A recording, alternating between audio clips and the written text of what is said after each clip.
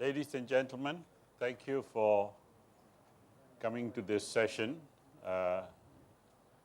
This is, I take it, your choice because there are other issues as well. So we're glad that although these are smaller in numbers in the room just now, still. This one, to sum up, if you want to find one word for it, this session is on consumerism. Consumerism is, of course, important, more so going into the new world where it's so obvious that we are living in a very changing world, and that which was given or taken for granted for many, many years is evolving, to say the least, perhaps even changing drastically. The old concept of the West producing for consumers all over the world is no more a completely valid concept. And going forward, it is quite obvious that whoever is a manufacturer and marketer of products will have to alter his strategy in order to meet the demands and the expectations or aspirations, if you like, of the new growth markets, the emerging markets of the world, which now have buying power of 30-odd%, will change that in 20, 25 years, perhaps 30 years' time, that these economies or these markets will in fact be consuming 65% of production. And that seems inevitable, barring unforeseen circumstances, as lawyers are used to saying, and I'm a lawyer who's tired and retired. But the chairman, we have that interesting, and it's much more than merely marketing the same products slightly differently. We have a very large 24-hour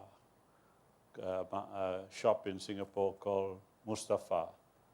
His father used to sell tea from a roadside store, and these two gentlemen and the young man who took over from them has now been able to bring it up to a level where it's the largest retail house in the country.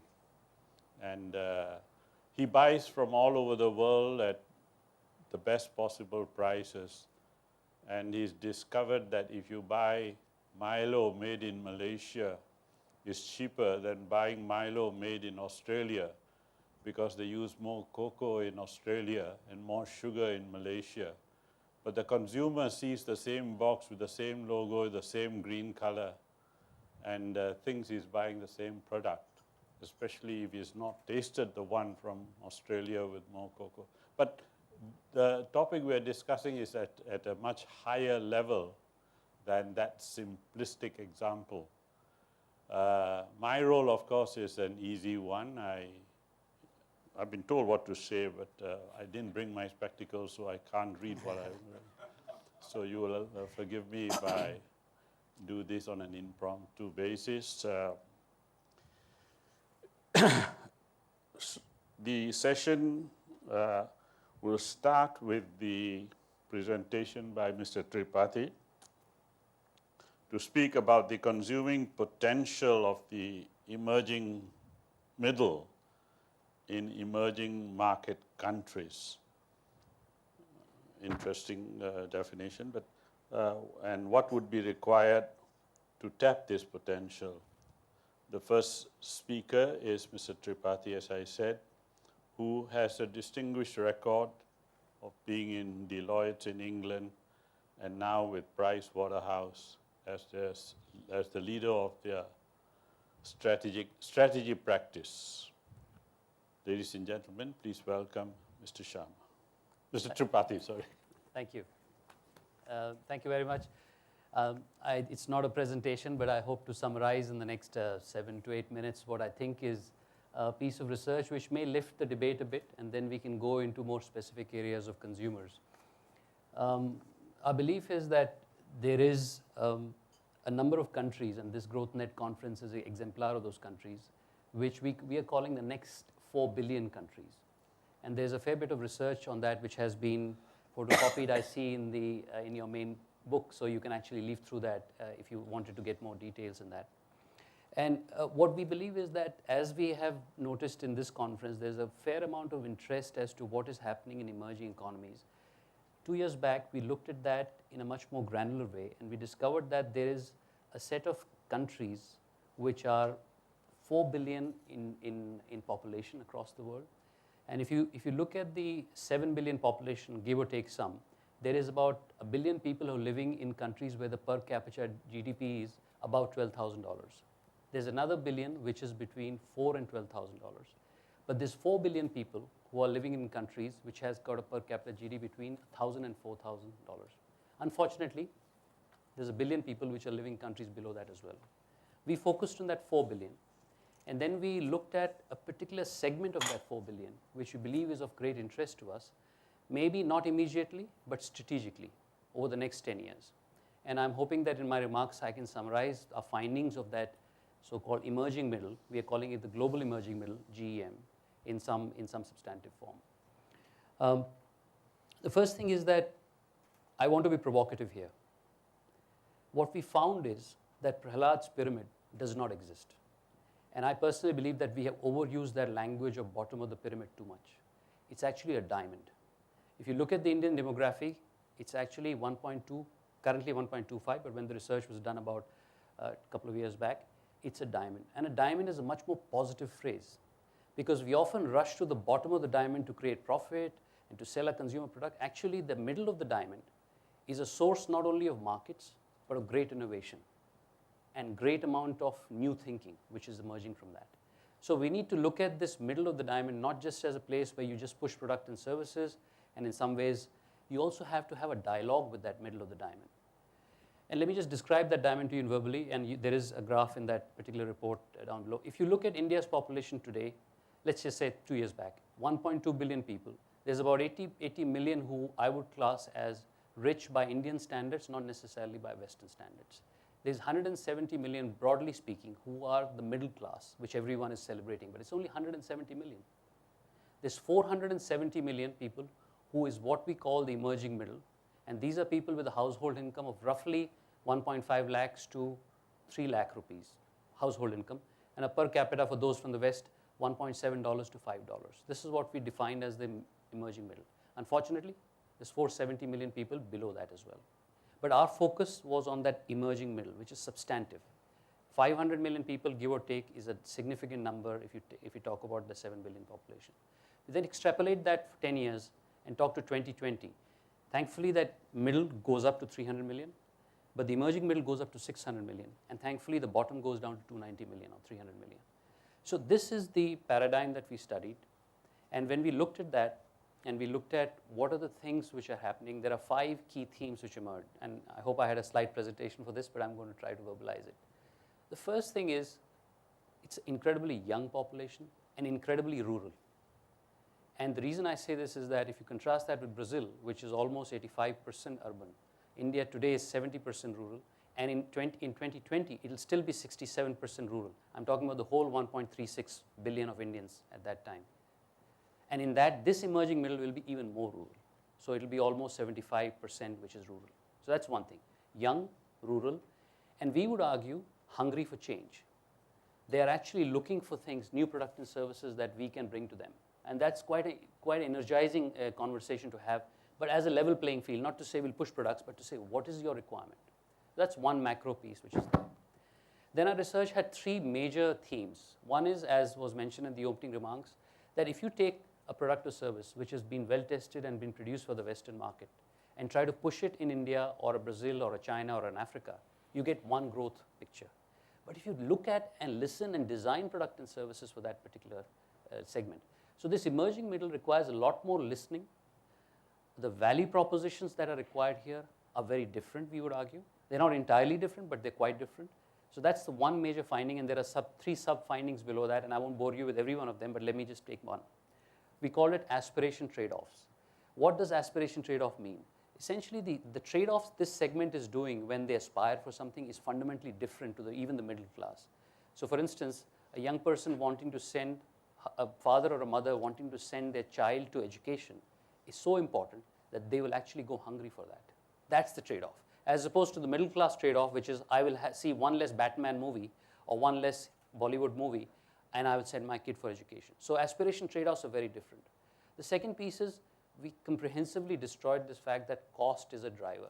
Cost is clearly a very important thing, but this is an aspirational class. There are 600 million mobile users, 900 million handsets. There's television in most rural areas. So the aspiration of this segment is high, and therefore whenever people lead by just cost, it's usually a failure. And I don't want to say this, but it's also well discussed in this country that the fact that a particular car is 1 lakh is very important to sell. But you need to position that car as a yellow car or a woman's car or a smart car. Because the minute you start talking about it as a cheap car, even this segment is not going to take it. And that's an important learning that we had. And there are 1 or 2 other findings. That's the second bucket.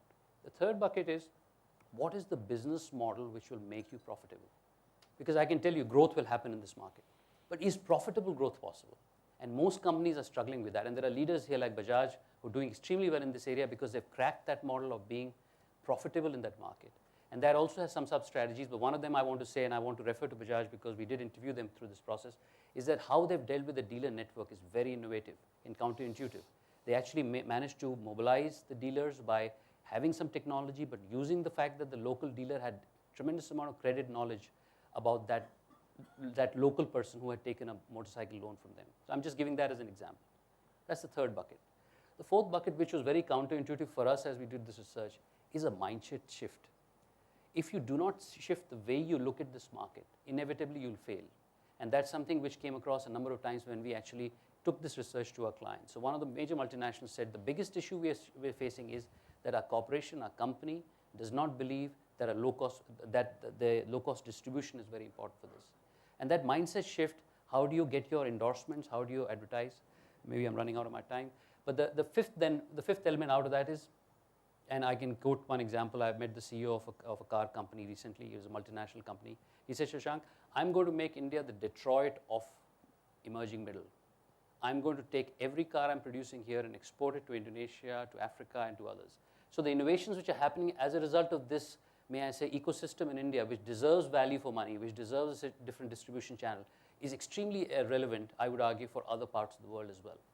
Now, finally, we tested this research in 3 geographies, 4 or 5. Frankly, Russia was not particularly relevant for this, to be honest with you.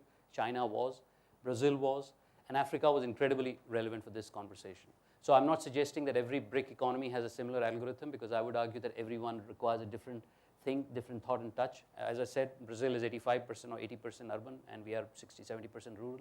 Clearly, it's different. And finally, I'd say that we, and maybe just a couple of minutes as to what we do, what we have realized as a firm, as you know, PwC is the largest global network of firms, huge amount of focus on emerging markets ourselves. So we are going to take forward an emerging market center of excellence here in India, which documents some of this thinking in a much more forthright fashion, which hopefully collaborates with the major geographies elsewhere. And I'd be delighted if some of you were to take part in this, because we are not just doing it, have a solution and take it, but I'm hoping conferences like this bring thoughts from you as well. So thank you for that time.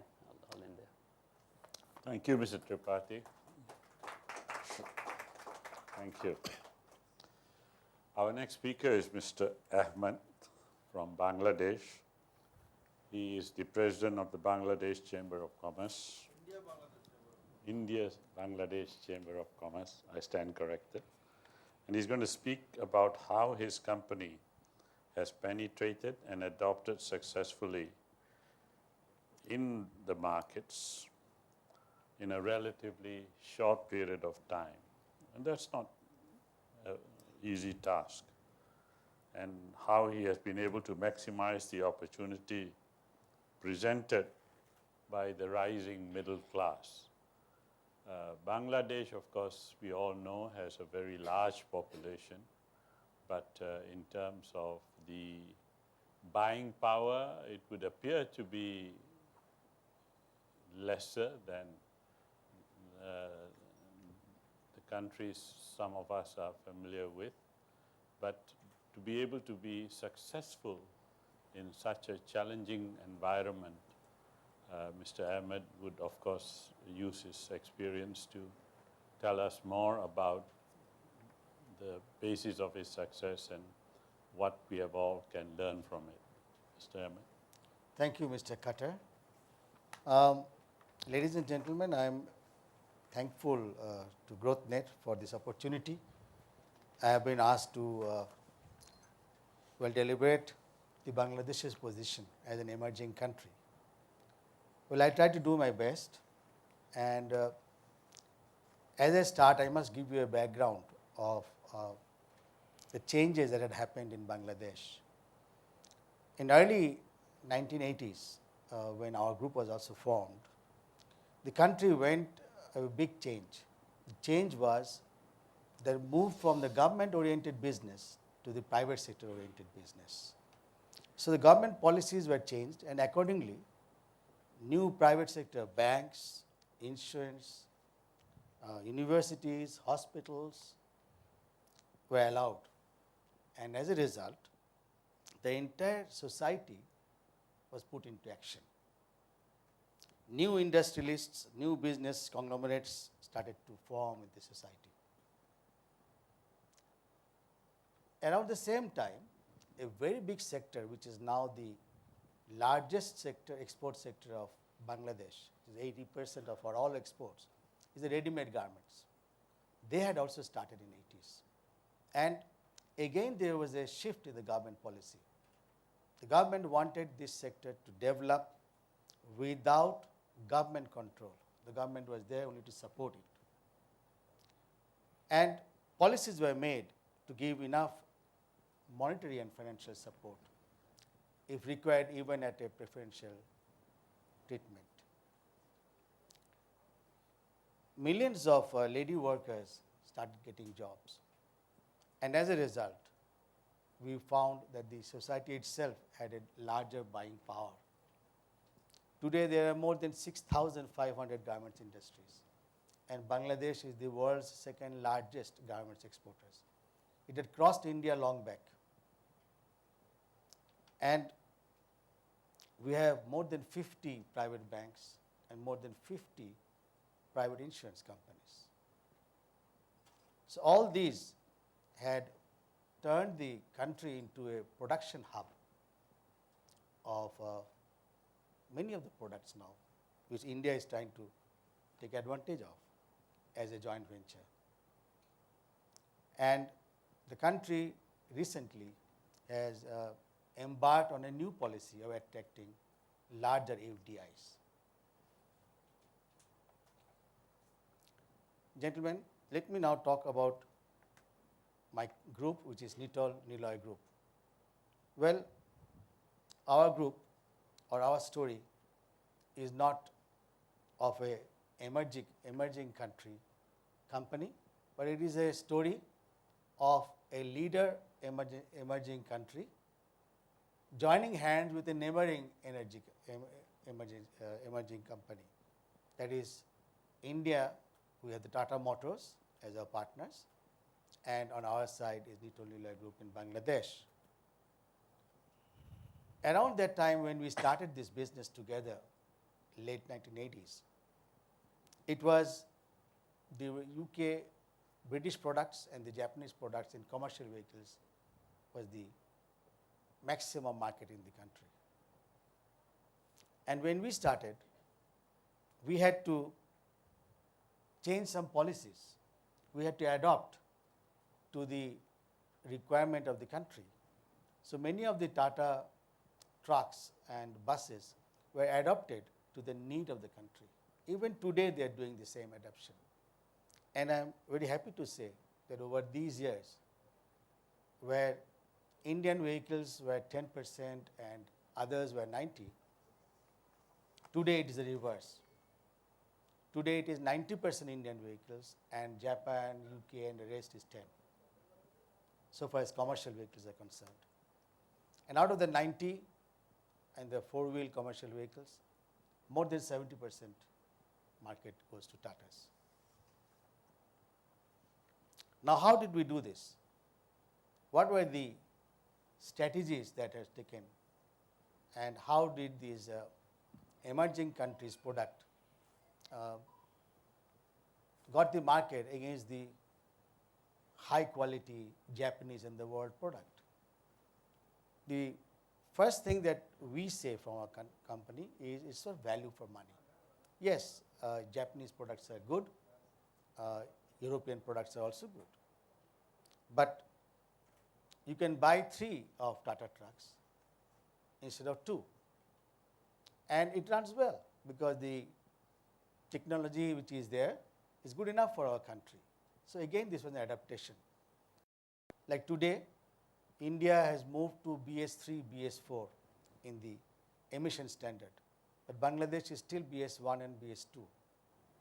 So Tata has to adopt their production facilities to match our emission norms.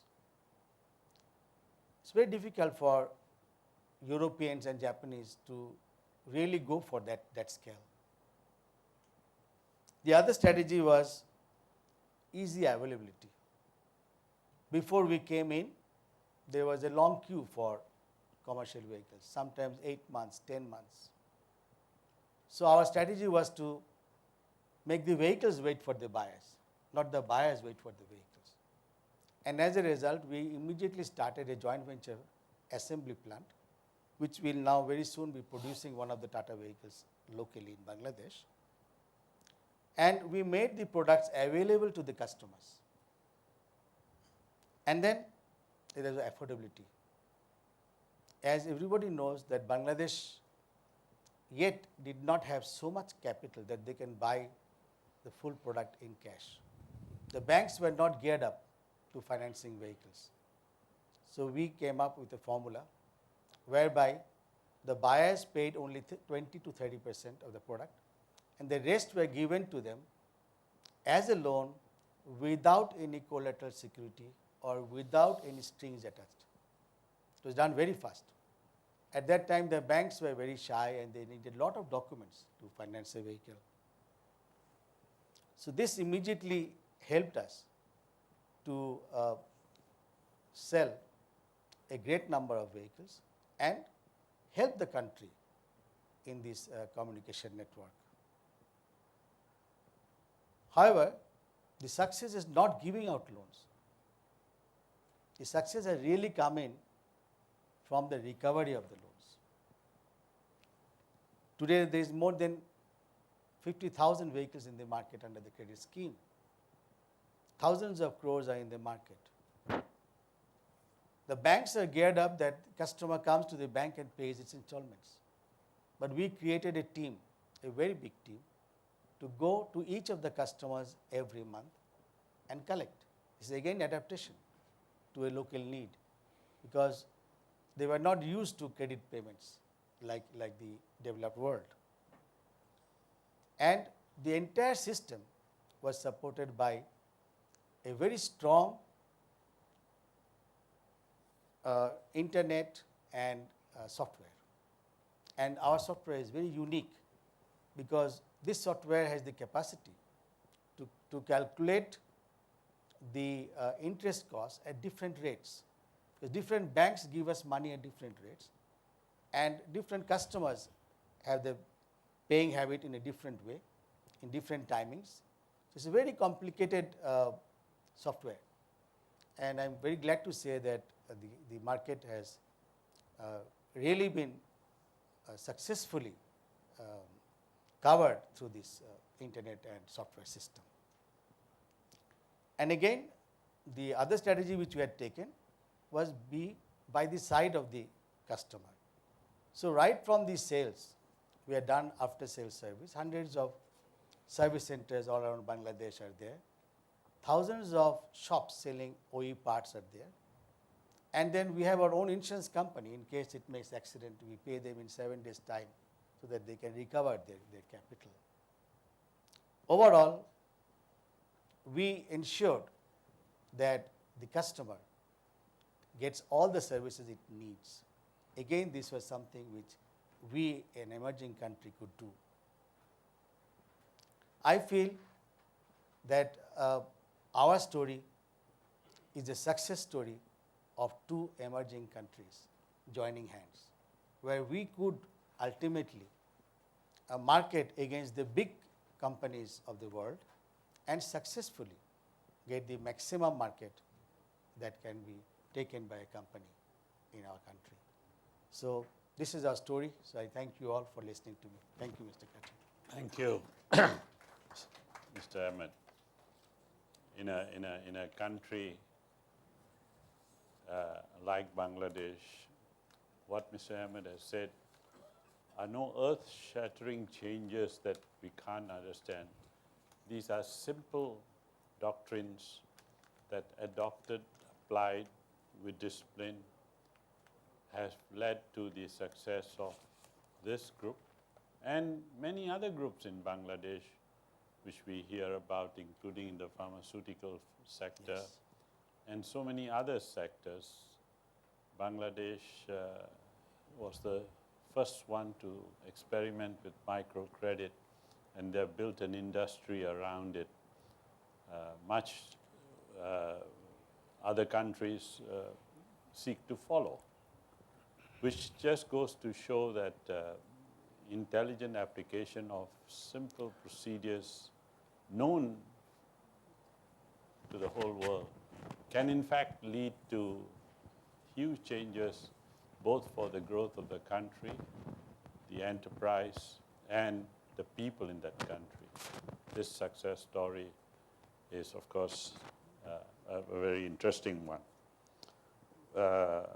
Maybe if somebody would like to later ask or you would like to address whether going forward as the economy grows and as the industry in which you are involved grows, will it remain the same easy path to growth as you have experienced in the past? But we leave that to question time. The next speaker is Mr. Sharma, and he is part of a very famous name in India, Bajaj Auto. Bajaj Auto is a leading producer of two-wheelers in India, and also I think their numbers are such they are the biggest producers of two-wheelers in the world.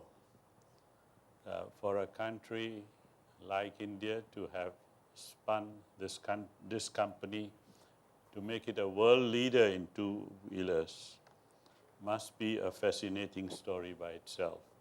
It's now my pleasure to ask Mr. Sharma to how consumers' expectations in the automotive sector in emerging markets are evolving, and how a company like Bajaj Auto is trying to meet these changing expectations, and how he sees this market evolving in the current, in the immediate or not so immediate future. Mr. Sharma, please. Thank you, sir.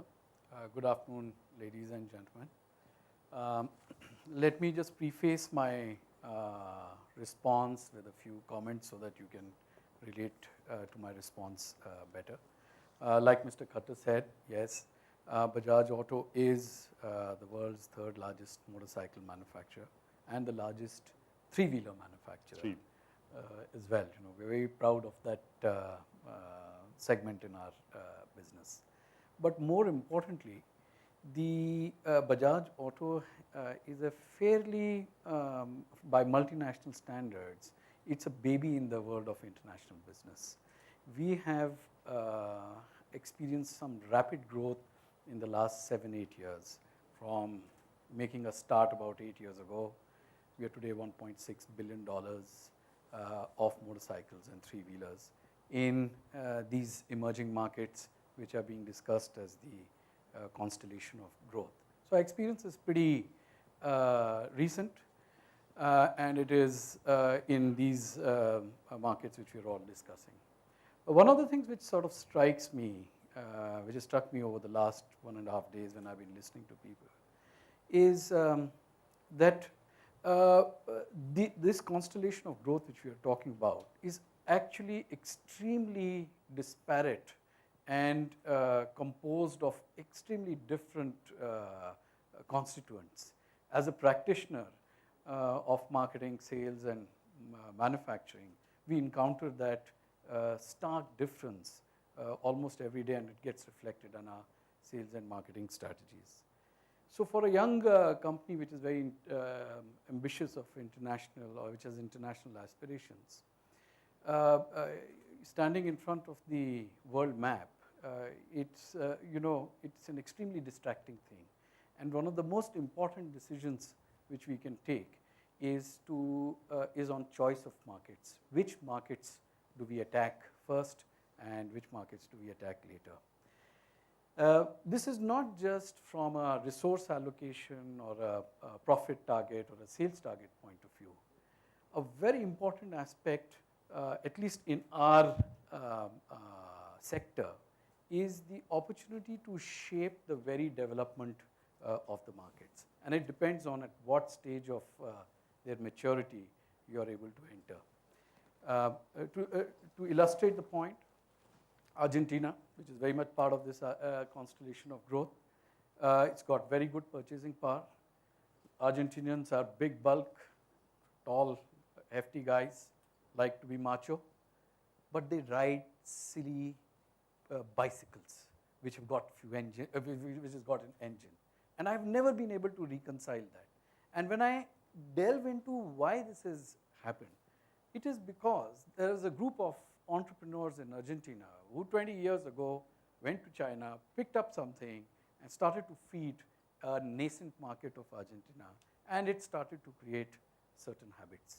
As a result of which, now when we go with our better and superior bikes, we encounter the formidable wall of habit in Argentina. And we find it takes a lot of marketing dollars to break the habit. So therefore, not just from a size or profit opportunity point of view, it is very important to choose the right markets from an opportunity of shaping point of view. We have sort of stumbled and we have had our hits and misses, and on that basis, we try to have an even portfolio of countries in our markets, in our sort of portfolio. It ranges from the developed countries, let's say like Malaysia, to some countries where we see the future of motorcycles and three-wheelers, like Ethiopia. Ethiopia has 70 million people, probably second or third largest country in Africa, but in terms of automotive numbers, it's 20th. And we see that in Ethiopia, not only do we have an opportunity of numbers, but we can shape the very habit and the expectations of the consumers as we build the industry. So the consequence of this is that in our portfolio, we have countries which are nascent markets, evolving markets, and actually developed or fossilized markets, if I may say. So we are able to, in those days when we have some time and we can do some offsite and sit back, we are able to reflect on the consumers, how the consumers are different. If I look at the nascent markets first, the most important thing for a first-time buyer of a motorcycle, now I don't know whether he's at the bottom of the pyramid or in the middle of the diamond, but he is a first-time buyer, and in a lot of times, this guy is actually not part of the mainstream of society. He's struggling to make two ends meet. He takes a loan from from his family, buys a motorcycle, uses it as a taxi, educates himself in the night school, educates his children in the day school, and gets slowly into the mainstream society. So I don't know which part of the pyramid or the diamond he is in. The consumer at this stage suffers from a lot of fears. The most important one is he fears exploitation. Particularly in places like Africa, we have found that people look at transactions as means of exploitation. They cannot believe when we give them free after-sales service contracts. This thing that we will sell the motorcycle and run away.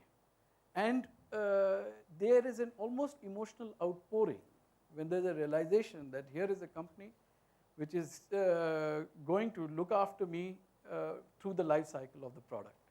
So the most important thing they need is surety. I was in Sierra Leone once, and I was talking to a consumer in this class, and I said that, you know, our bikes are very expensive. They're 40% more expensive. Why are you buying our bike? And he said, I don't have enough money to buy cheap. So it's really very important for a young international organization like us to give surety to the person who's spending their money on our product. From surety, it starts moving to efficiency. How can I get from point A to point B better? How can I traverse the ups and downs, the hills, the flats, and those kind of things?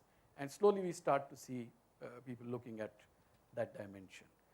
So I would put countries like Nigeria or Peru, who start from making sure that they're getting a product which they want, then they start questioning the deliverables of the product, and they want to start to look at product which does the job better. From there, we then start moving to feeling good about riding the bike. And this is where an element of brand starts to come in. And here I would put places like Philippines or Sri Lanka, Bangladesh, where people not only want to have a dead sure product, but they want to feel good while using the product. And finally, it comes to things like looking good while riding the bike. So you have countries like Colombia where the elements of design and style start to come, and brands then start to play an increasing role because you start to develop a more overt emotional relationship with the customer. So we find the entire spectrum of expectations in our markets, and the challenge is really how to keep the balance between customization and centralization, because the more you customize, you come closer to the customer, but then it increases your costs and price in the mass market segment is a very important factor. So that starts to become then more of a challenge, but the more you sort of centralize, you reduce costs, you improve efficiencies, you improve quality, but then you're that much distant from the customer. So these are the kind of challenges which have to be dealt with as we sort of traverse through the different stages of a country developing its needs. Thank you. Thank you. It's very interesting on the fact that this is a company that's taken a homegrown name and built it into a worldwide name. Even in a neighboring country from Singapore, the largest producers of three-wheelers in Indonesia is Bajaj. Not an Indonesian, not a Japanese name, not a Chinese name. They've been there, of course, long before the Chinese started to make and export three-wheelers or even two-wheelers. But they've swarmed the market, but they are there, and a three-wheeler is called a Bajaj, never mind what brand it is in Indonesia. Everybody says that's a Bajaj. And the fact that I did not know, of course, that they are in so many countries in the world, and that for me is a lesson. But there you are. It's a homegrown name which they've taken all over the world very successfully, both financially as well as rewarding in every other sense of the world. Just goes to show that where there is dedication and conviction and the broad-minded thinking, that you can in fact build a brand which is backed by quality, backed by service, backed by this thing, and grow it into this thing. It is not a monopoly only of the Western countries to be able to do so. and I say this not in a derogatory sense of the word, that this is really a lesson for many other producers. Hyundai, for instance, started making the small car in Chennai and found that it could produce an equally good car as the one made in South Korea at about 1/2 or 2/3 the price at which it was made in Korea. They didn't believe it to start with, and they sent host and host of engineers to see how it could be done. But they couldn't find anything wrong with it, and they, in fact, Chennai is, I believe, now the export hub for the Hyundai Santro car for all over the world. The success of Maruti is another example of course, Maruti is part of Suzuki, and Suzuki is, of course, a Japanese company. But the success of the Indian Maruti all over the world is another example of being able to succeed in tough markets and compete with the other markets, the other names or brands or this thing successfully. There is surely an acknowledgement that it can be done. The last but not least speaker after us is going to tell us another fascinating story about how he built up, after leaving the Lever Group, he set up his own this thing and built up their own brand in different markets and very successfully. Mr. Tunaman from Bird's Eye, Iglo Group's experience is a fascinating one, and how marketing, branding, and the consumer offering that have worked in the Turkish market and have been successfully applied to other markets in the world. Ladies and gentlemen, Mr. Tunaman, please. Thank you, Mr. Chairman. After 18 years of service serving Lever Brothers in 3 countries, marketing manager Holland, chairman Turkey, chairman Malaysia, God gave me the honor and pleasure of being one of the 6 founding partners of a big multinational company, which we started from scratch in Europe, in Germany. What today is one of the most successful 6 FMCG companies in the world. Reckitt Benckiser. We started from scratch in 1986, and only from Germany, and then we flourished to Turkey, Austria. Today we are in 135 countries. What we thought at the first glance in the beginning, we said we should make such a strategy, not copying the big ones. Big multinationals, Procter & Gamble, Unilever, Colgate-Palmolive, or Henkel, or anybody else. We said we should be our own, but we should devise a strategy, and I was the person in charge of making the marketing strategy. We said first, what we need is revolutionarily new products for this world. Actually, either a totally new product or an existing product, but which will be perceived to have a revolutionary improvement, a big innovation, an invention. But we said what we will need most would be to create in the world awareness and advertising. But then we said, how can we do it? We said if we enter from the middle class, this won't work. If we go from middle down, it won't work either.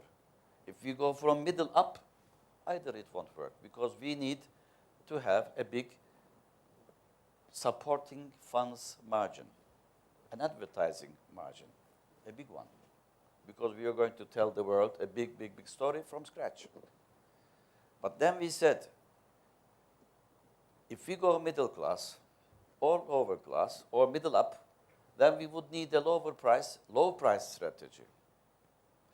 Then we said, if we go with the idea of, okay, we start cheap, economic, After we established, we increased the price.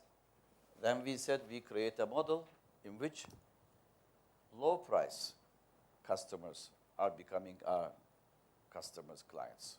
And we said, then we are adopting a strategy, no offense to consumers, of course. We said, if you price your products peanuts, you get monkeys. So we said, they will abandon us when we increase the price. So we said, the only way to enter is to start from the top, A-B classes. Then we said we go downwards. As we get a franchise, a brand established in the upper income groups, then we go downwards. As we go downwards, because of the energy we get from the upper income groups, we can, as we grow economies of scale, we can reduce our prices as we go lower. Then this will also prohibit any competitor from entering, from any entries, because when they come, they hit economy scale, which we can fight in any lowered price with them. Also create a huge advertising funds. Now this strategy worked. I am not saying that this is the only strategy in the world, but this is the strategy we created and which carried us into 135 countries. Now, in that, of course, there was big discussions. Some of our colleagues, among 6 of us, we were the founding partners of the world, they said, well, if you devise a product suitable for the upper income groups, then when you go down the middle, even lower classes, they will not like the taste, the need, the product, because it is devised for the upper. We said to this, and we create a big strategy, we said the people of this world is more alike than they are different. I would like to repeat this, that the people of this world is more alike than they are different. Indeed, all around the world, there are many products selling with the same concept, same product, same offering, same benefits, but appealing to every country from Africa to Asia. Now, the result was fantastic. For example, when we started dishwashing machines, in Europe was only 5% penetration into houses. In my own country, Turkey, it was 0.5%, less than 1%. Today, in Turkey, in my country, it's 68% of the houses own a full-size automatic dishwashing machine. Average in Europe is 55. And of this market, 85% around the world belongs to Reckitt Benckiser. It is the same. We created a product called Vanish. Some ladies may know it especially. From Turkey, actually, it happened to be appearing by Ebetel of Alak. This product was launched into the world as the world's first bleach, also usable for colors as well as whites.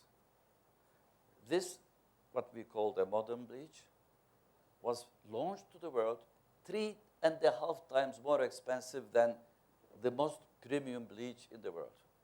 Today, it collapsed the whole bleach world market, and it is open by far the leader of the world. The most successful bleach of the world, from the States all the way to Europe and in many countries in Asia. This is not as I said, the strategy recommended for the world, but it is this strategy that our company achieved. It is the strategy same which we are applying, but some of the things that we acquired, like Reckitt and Coleman, we merged later on. Some of their products, like Airwick, which you may be using in some of your houses, is, for example, was not the same because we took it over from the middle, but it's growing too. Some of the products like Durex, for example, famous Durex in the world, condoms, we just acquired that company, and we are entering, and we are saying, let's make it like from scratch as new, like it never happened. That's a new development in our company.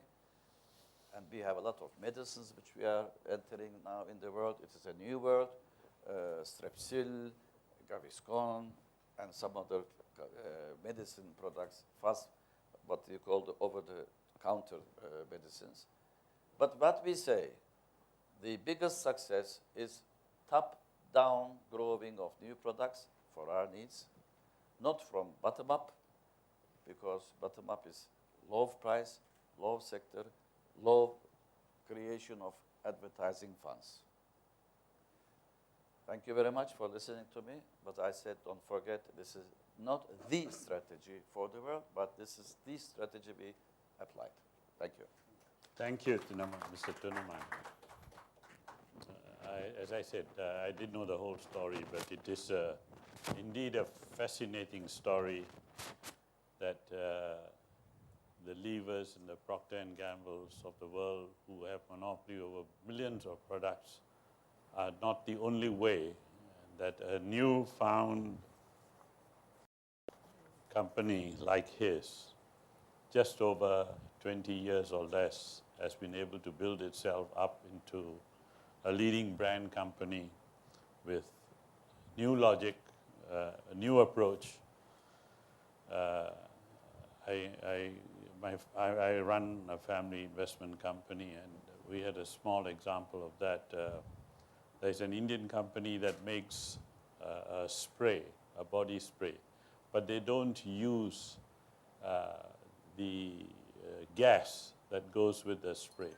They just make this spray without the gas thing, and very successfully. He was part of a family company that sold out to Ricketts and Coleman. And then he had a 3-year freeze period during which he couldn't this thing. But he just developed that product, worked over it. And today, Unilevers and the other big names are trying to copy this freeze-free spray for the market. And he's got a very large share of that market. And we are very happy to be investors in that growth company. And we're looking forward to that. But this is, in my view, a fascinating story. And frankly, I think one of these days you've got to write a book and let the whole world know about the success of your company. Identify yourself. That will not be held against you. So, can we have some questions, please? Yes. I have a question. No, you got to start by telling us who you are. Hello, my name is Akansha. I am from Institute of Development Studies, UK. And I have a question for Mr. Sharma. You gave us amazing insights into consumer markets and emerging economies.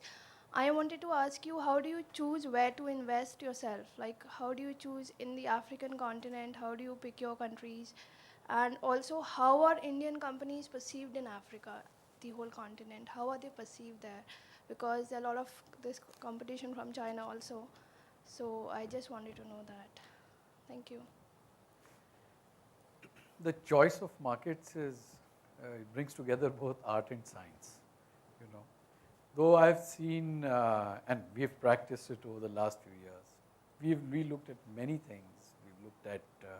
We look at GDP per capita, we look at fuel cost, we look at the demographics. Young populations always indicate that there is a future motorcycle market. We look at the development of roads, and we look at the penetration. We have a system through which we monitor, through which we try to map penetration versus GDP per capita and demographics. And it sometimes, these are, in my opinion, these are filters, and sometimes, they do throw up a good target country.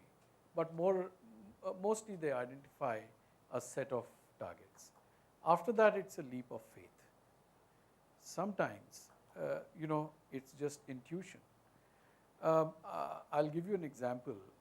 We had a choice to make between, in the final analysis, it was looking like whether to go for Malaysia or go to Angola. Malaysia had higher purchasing power, Malaysia has 20 million people, Angola is 20 million people. And we went for Angola when there was no market. And the Angolan automotive market has doubled every year. And it's been a spectacular growth. Now, no amount of analysis would have thrown that up. But the analysis brings you to a, to a consideration set. And after that, there is no substitute for being there, as the Japanese say, being in the gemba, being out there and taking a call. So that's the sort of what you are, the first question. The second question, either, as a brand, our biggest problem is that we are not known as a company. But as India, we have a long history in many parts of Africa.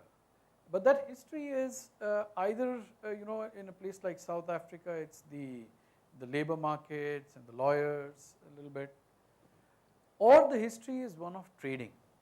Indians and Lebanese, because the local talent was not there, local capital was not there. The entire trade in Africa was managed by communities from India and even people like people from Lebanon. There are both pros and the upsides and downsides to having that kind of legacy.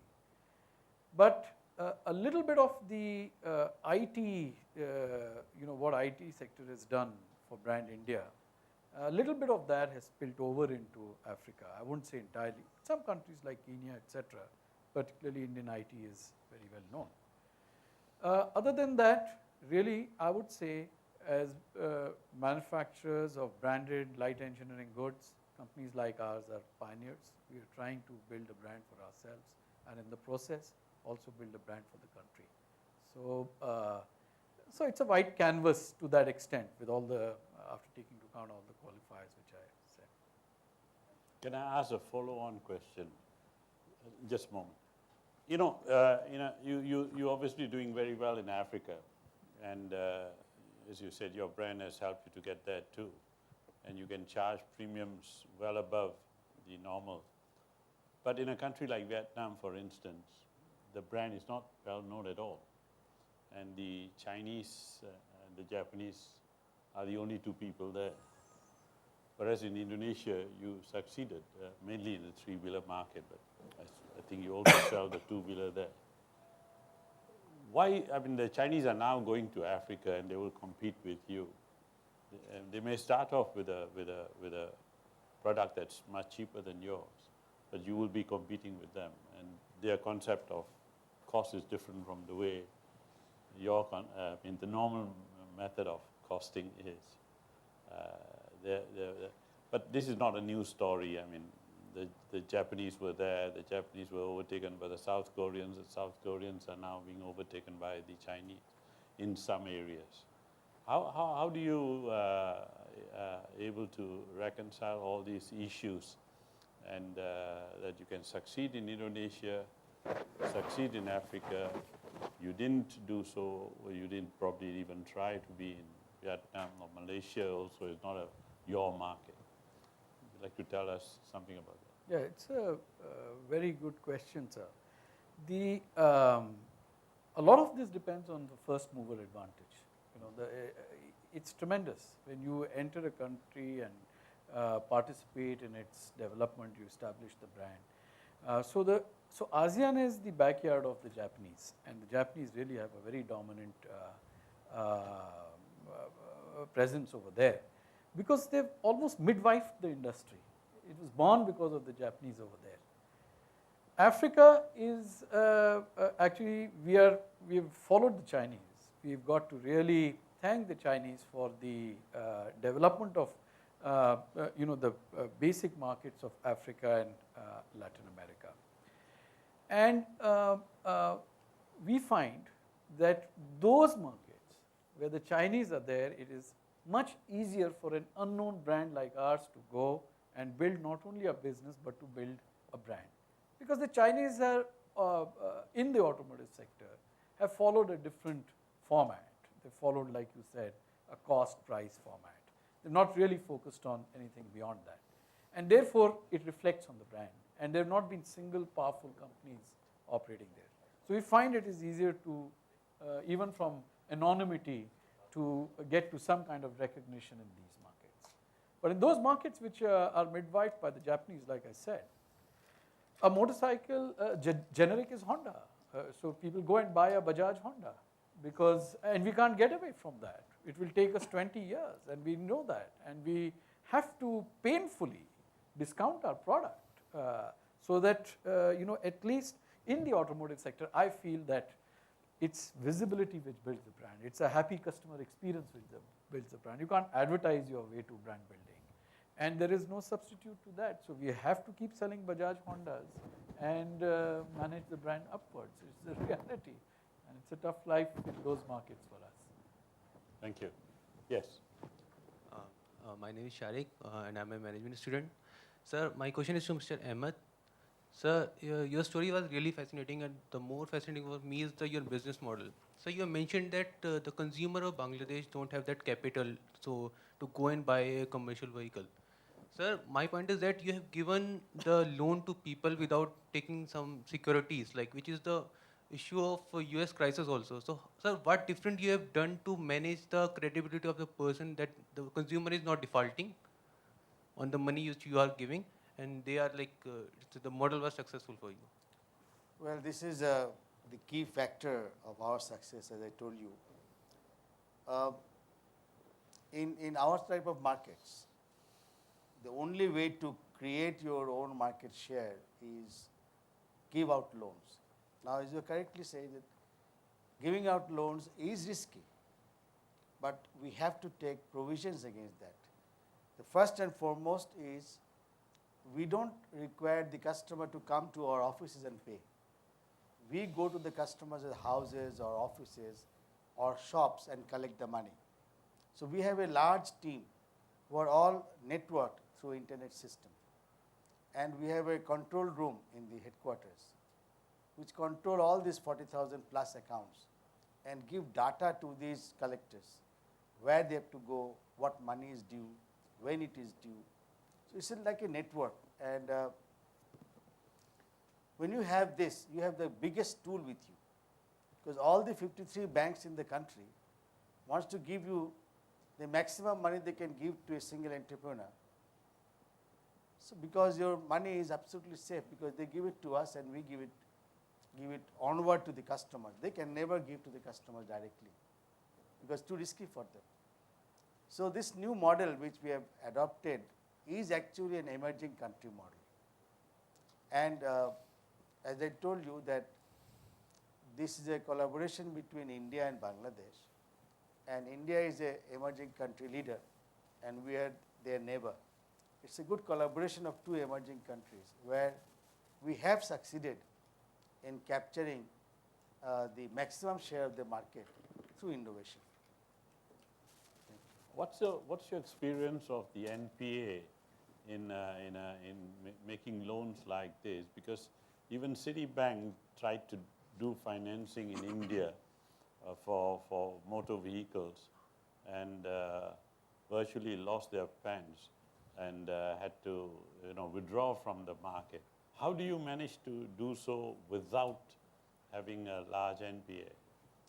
Well, let me explain to you. It's a very interesting model because these are all depending on the product that you are selling. So number one, we keep a 6% higher price for credit sales. So 98% of our goods are under credit sales. I mean, if 100 buyers come, 98% take on loans from us. The other factor that we have put in is if you don't trouble the customer upfront, the customer really doesn't want to trouble you later on. The banks, if you look at Citibank, you will find that there will be a lot of papers that need to be done before they can get the loan. And in our office, they come in the morning and go back with a vehicle in the afternoon. If we can just verify their address, that's all which we need. So it is the ease with which you give the money and you get the customer's support. Because we have seen in our record for last 25, 30 years now, that actually the single owners, or what we say the new entrepreneurs, do not want to fail. They have a tendency to pay and own the vehicle.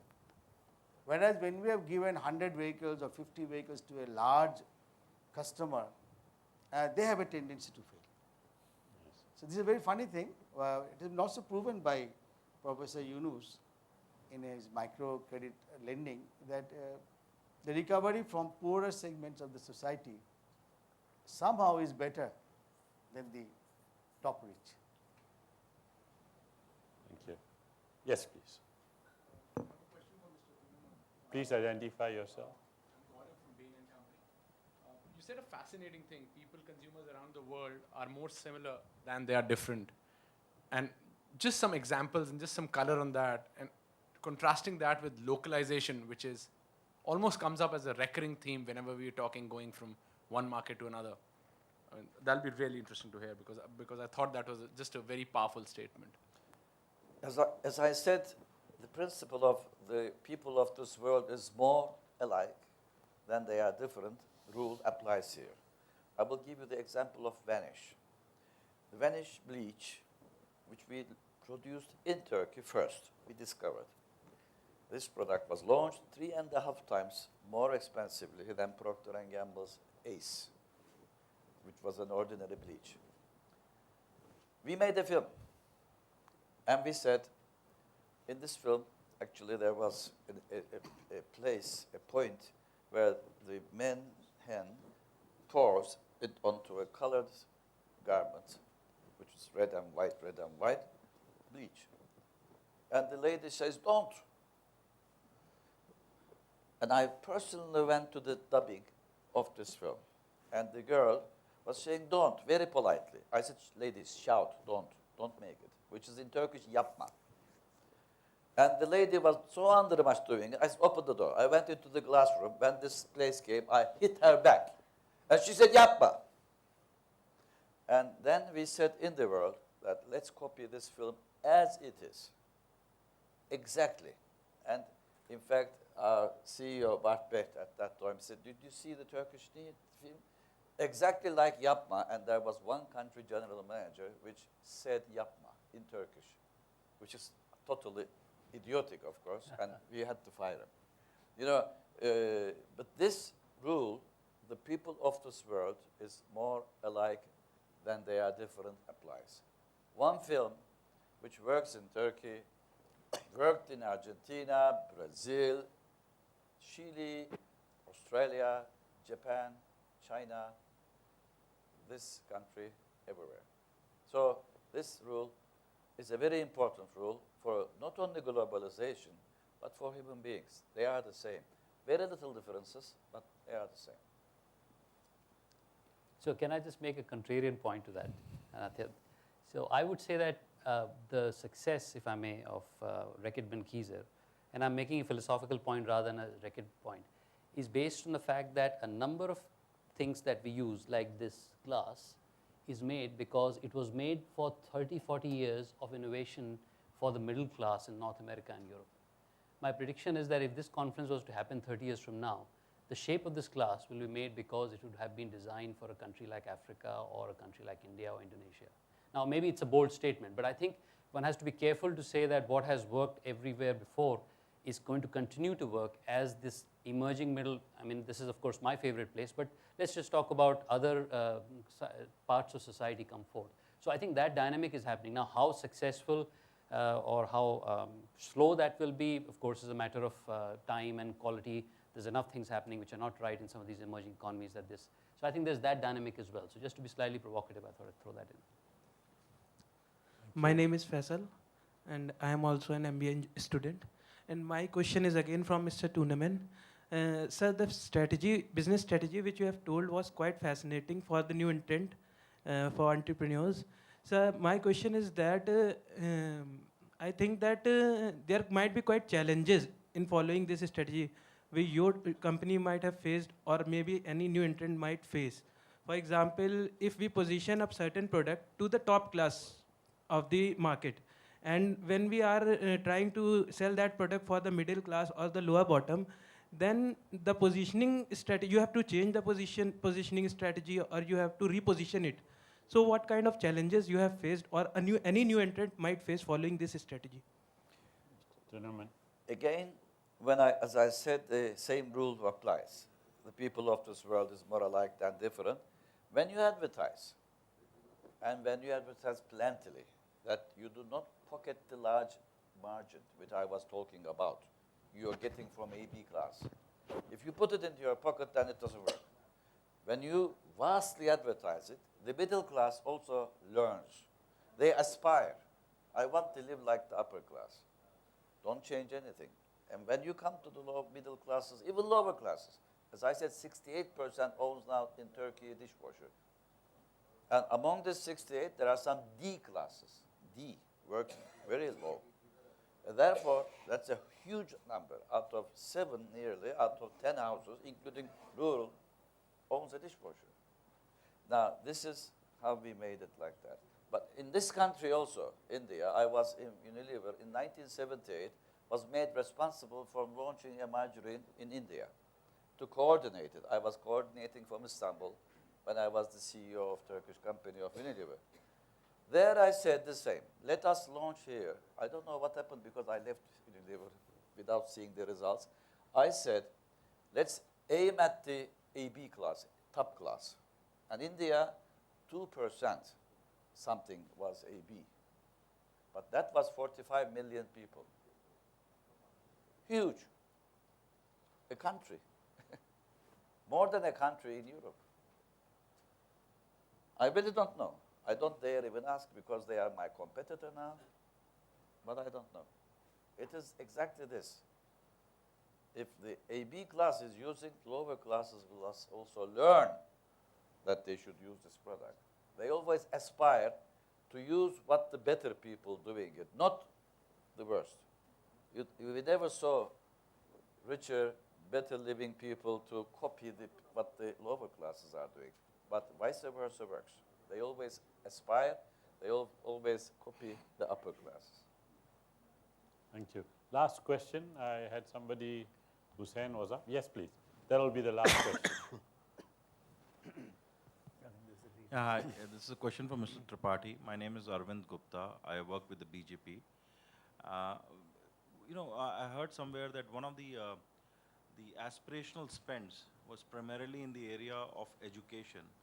Do you see that trend across geographies across India, or is that a right phenomenon or not? I would say the two things stood out for us. Education, I would say, is one of the two. And I would, in our research at least, found that almost every person in that, and let me just describe what I mean by the emerging middle. So for instance, my driver in Bombay gets paid roughly 12,000 rupees or so. And his wife also works somewhere. So together they get about 20,000 rupees or 25. That is the emerging middle. That's the middle of it. There's some up. So their focus is that they will actually take a loan to put their daughter in a school, which is 30,000 rupees, way beyond anything that you and I would do relative to what I would. So that's one thought. The second interesting thing is, especially for rural areas, we found ceremonies was a very, very important part of their spend.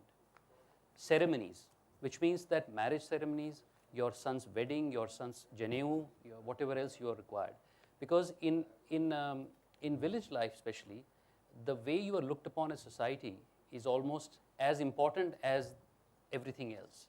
And there is a lot of aspiration to be seen by the Gram Pradhan or the villager in a very different light. So izzat, esteem, those things drive a lot of spending. Now you could argue it's wrong, you could argue it's right. That I'm not here to judge. But there is that feeling that society has got a very powerful influence on what you spend, how you behave, how you are seen. And I don't know whether Mr. Sharma will subscribe to this, but the fact that you are seen driving a good, strong automobile or a motorcycle or other things is of course important because you're probably carrying 2 bottles of milk behind you because it's sturdy, but it's also important because you're seen as a person who's respected or perhaps perceived as respected. So this is where I feel some of the points which are relevant for a growth economy are so intrinsically linked through the way that you perceive, like the observations which were being made about Ethiopia making the market. I think those are very, very important insights to see and feel this market. Yeah. Thank you. We've come to the tail end of the session. Time is up. The notes require me to sum up. I will use my vote to say I don't see any need for any sum up. So we'll skip the sum up. Thank you all very much for being here. And thank the speakers for their contribution.